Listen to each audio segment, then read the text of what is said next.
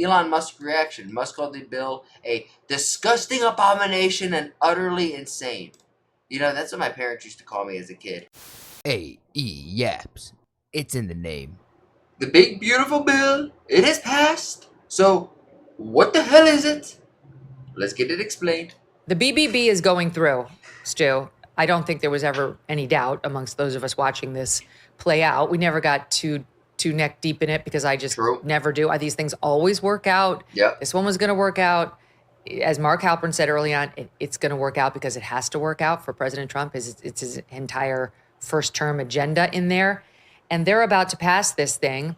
I'm sorry to pause already. I hate, and I know I've said this in other videos, I hate the fact that when they try to pass a bill, it's like the size of this can of just individual papers that have hundreds, not thousands of different things that they try to pass. And that's how corruption in government happens. You get mind numb on it on page like 300, but on page 6,696, there's some wild shit in there that you're just never going to get to. Like, those things should be like a chapter long at most, and like a normal sized book. Which is truly historic. Let me just give you a couple of the things from, here's a Bill Melugin post on X from today. If this thing passes, let's just look alone at immigration. Okay. ICE will be supercharged on a massive scale. Yeah, I think they have like a few billion right now for like funding, but they're about to get like 40 billion. I think they're going from like 2.8 billion to like 40 billion within backing. Like, immigration's about to go on lockdown. Like, my last name's Rodriguez. I'm starting to get scared. 45 billion to more than double Just ICE kidding. detention capacity to roughly 100,000 beds. 14 billion for transport and removal. Think about that. This is what Tom Homan has been begging for. 8 billion to hire 10,000 additional ICE personnel, more than doubling the current 5,000 deportation officers. 1.3 billion. Can we say how crazy it is? Hold on. There's only 5,000 of those guys, and they're doing that much damage? Like, think about that. Think about how efficient that is. They only have 5,000 really ICE agents. That's all there is. And they're going around the country just kicking people out, going to Home Depots and shit. For additional attorneys and support staff for ICE. 858 million for signing and retention bonuses for these folks. There's more, 650 million for local ICE cooperation, 600 million for recruitment, hiring, and onboarding at ICE, 200 million for fleet modernization, 20 million to detain aliens with their children. Acting ICE director telling him this funding would be a game changer for the agency. This, as the kids say on X, is what I voted for. Your thoughts? Yeah, I totally agree, particularly on that. I also agree. I think most people wanted Trump to come in and handle immigration. I was one of them. But personally, I was hoping that, you know, all the people who were committing violent crimes, those would be the high priority folks. Not the ones working at hotels, not the local Mexican restaurant down the street, not the ones working at Home Depot or construction sites. Like, those ones are actually benefiting and contributing to society. That's dope. We're cool with that. But the ones that are committing crimes, multiple ones, get them out. Section. There's a lot of really positive things going on with immigration reform and honestly protections for our country. These are national security issues, and they are being addressed in a big way. And we really haven't put a lot of resources toward this in the past. So seeing a massive growth like this, I think, is really, really impactful. I mean, I think a lot of times we're just sort of, I don't know, maybe Megan, we on the conservative side, we get a little negative. You know, sometimes we kind of look at these things and only see the parts of the bill that we don't like. And look, there are some things in the bill that I don't like. There are some spending issues. There's a couple programs in there that do concern me long term that are part of this bill. But there, as you pointed out, this was going to happen. They absolutely had to use their reconciliation opportunity in some way. It had to address the tax cuts. This was going to get. I need to know what these tax cuts are, because if you're making under 200K and there's no more income tax, your boy's about to be a happy camper. There eventually. it winds up being, a little bigger than I think even Trump wants it to be, because when you have people who hold out, there's really two ways of addressing that, and one is bribing them with different things that they want for their states. Lisa Murkowski was the beneficiary of some of that in the Senate, and then the other side of that is, Trump kind of comes in and says do it. And generally speaking, with Republicans, they kind of fall in line. That happened last night. 3 o'clock in the morning, we had a lot of these sort of hardline Republicans who, I agree with them a lot of some of these fiscal issues that they're bringing up. But eventually, they kind of came into line when Trump and Johnson came to them and said, "This needs to be done. It will get done. It will get done by my deadline. My deadline was July 4th the entire time." When Trump says that to Republicans, generally speaking, he gets what he wants. And I think what we get out of this bill is a lot of really good things, some things that maybe aren't as good, but that is the situation when you have a 1,000-page bill. It's just kind of, it's part of the recipe, and you're going to have to deal with it. But I do think we'd get a lot of positives out of this. I mean, there are so many wins going on the board right now. Just today, it was posted on U.S. Open Intel. Iran has said they will not retaliate further for the strikes against their nuclear program. So that whole World War III thing, that's done. Not only did Trump not start a war with Iran by dropping the bombs on their nuclear programs, he appears to have ended one. He brought peace through strength. He really did. If you really think about it, it's peace through strength. And the strength was in the form of bombing the shit out of him. The list is very long, but just the ones that just happened in the past 24 hours. So we're going to get the big, beautiful bill. We're going to get all this border enforcement. We're going to get the extension of all the Trump tax cuts, which is sad in a way because he won't get credit for it. Since President Trump was sworn in, I think he's going to get credit for it because he's letting everybody know about it. Like, Trump is not going to, love him or hate him. When he does something, it will be known. He will let everybody know. And if you're not reporting on it, he will let you know that you're not reporting on it either. his administration has made enormous progress at a breakneck pace. But don't forget, while they are moving mountains for the good of the nation, you've got your personal savings to worry about. And one of the best ways to look after your savings is through diversification, particularly with gold. Like from Hold on, isn't like Americans, are we like a little tired of all this diversification right now with immigration? Don't you think this is a little soon, Megan? Birch Gold Group. In the past 12 months, the value of gold has increased by 40%.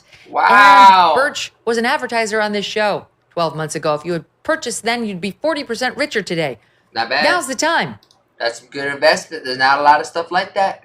If you put in $100, you would have $140. You could take that $40 out and boom, your $100 made you $40. You can go get yourself a date, a cheap date, maybe like Cookout or something like a McDonald's, but you can do it. Central banks continue to bolster demand for gold by burying in record quantities. Global instability and tension is high, and Birch Gold makes owning physical gold so easy. Oh, Easily convert an existing IRA I'm so or thankful. 401k It's into a just so tax-sheltered so IRA heavy. in physical gold, or buy Wow. some to store in your home safe. Just text MK to the number 989898, and Birch Gold is going to send you a free info kit on gold. Look into it, see if it's right for you. There's no obligation, just useful information to help you make a decision. With an A+ rating, with a Better Business Bureau, and tens of thousands of happy customers, take control of your That's a lot of savings people. today. Text MK to 989898. All right. I still don't know anything about this big, beautiful bill. Hold on. We're gonna ask AI. We're gonna ask Super Grok. As you can see, Grok is no longer Grok. He is Super Grok. He is a Super Saiyan. Ah! Can you break down the big, beautiful bill with just bulletins and simple so that a numb nut like me can understand? Assuming you're referring to the big, beautiful bill in the context of the recent discussions of the United States government spending bill, What else would I be talking about? Specifically the one tied to debt ceiling and funding to avoid the shutdown in December of 2024. Since you have asked for a simple breakdown, here are the bulletins. I'll keep it clear and concise, avoiding legal jargon and any kind of other mumbo-jumbo jargon and make it easy to grasp, just like macaque. If you meant something else, please clarify. That's it. That's perfect. Perfect. Government keeps running. Okay, so that's wonderful. I like when the government runs, you know? And this extends funding till March 4th, 2025. Did this already pass? Avoiding crisis over the holidays. Raises debt ceiling. Lets the government borrow more money to pay its bills, like a credit card limit increase. Wait, I don't get. They get a credit card increase? I don't? That's not very fair. Pushes the debt ceiling issue to January, so it pushes the. Hey, you know what? Next administration. You guys worry about that. So it's not a problem for a while. Don't worry. We don't. This credit card limit increase, we don't have to worry about it until 2029. Don't worry about it. Trump will be long gone. Oh shit! But I hopefully won't be. Disaster relief funding provides $100 billion to help states recover from natural disasters. W. Okay, I like this. Farmer support gives $10 billion to farmers struggling with low crop prices and high costs. Helps keep food production stable. That's another W. Bridge repair. Allocates money to fixing bridges like the one damaged in Baltimore. Nice. Ensures safer road and transport. Also, big W. No extra stuff. Keeps out the controversial add-ons. Hold on. Wait. Because Elon wasn't happy about this. I heard that there was an EV vehicle element to this bill that former co-president Elon Musk wasn't a fan of. Super Grok, what do you have to say about that?